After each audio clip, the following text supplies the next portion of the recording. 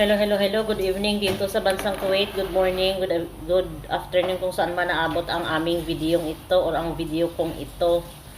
For today's video ay binigyan kami ng isang amo ng Greek yogurt. Ito. Greek yogurt.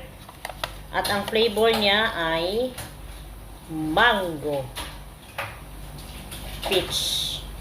Nakasulat siya sa Arabic pero ay, ito pala may English.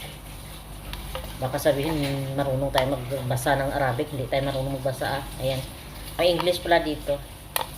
Greek yogurt ang nakasabi. 16% protein and 0% fat. Ayan, titikman natin kung ano ba yung lasa ng Greek yogurt na ito sa anong kinaiba sa Avena yogurt at saka sa